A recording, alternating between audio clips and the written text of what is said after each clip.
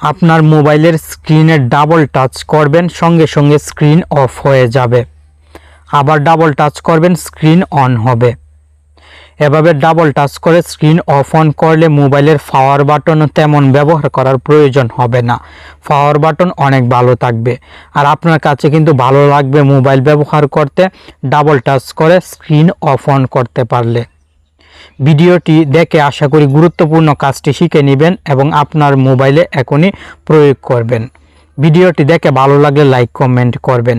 আপনি টেকন বাংলা চ্যানেলের ভিডিও প্রতিদিন দেখে চুপি চুপি চলে যান, ফলে নতুন ভিডিও তৈরি করতে উৎসাহ পায় না। আপনি কষ্ট করে লাইক কমেন্ট করবেন। প্রথমে মোবাইলের সেটিংসে চলে আসবেন। স্বাভাবিকভাবে আপনার মোবাইলের অনেক সেটিংস এখানে থাকবে। আপনি home screen and lock screen সেটিংসটি কষ্ট করে খুঁজে বাহির করে এই home screen and lock screen সেটিংসে চাপ দিবেন। হোম স্ক্রিন লক স্ক্রিনের নিচে চলে আসবেন স্ক্রল করে, তাহলে ডাবল ট্যাপ টু লক সেটিংসটি পেয়ে যাবেন। মোবাইলে ডিফল্টভাবে অফ থাকবে, আপনি অন করে দিবেন। এই সেটিংসটি খুঁজে পেতে যদি এভাবে সমস্যা হয় তাহলে আরও সহজে খুঁজে পেতে পারেন। এজন্য মোবাইলের সেটিংসের উপরের দিক থেকে সার্চ বক্সে চাপ দিয়ে এখানে লিখবেন ডাবল লেখার পর নিচের দিকে দেখবেন ডাবল ট্যাপ টু লক সেটিংসটি এখানে শো হচ্ছে।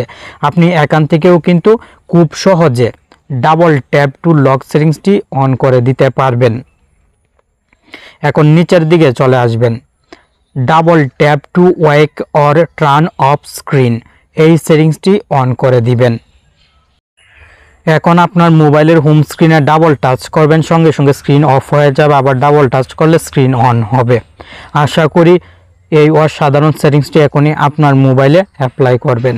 ভালো থাকুন, সুস্থ থাকুন, আর নতুন নতুন ভিডিও পেতে টেকন বাংলা চ্যানেলের সাথেই থাকুন।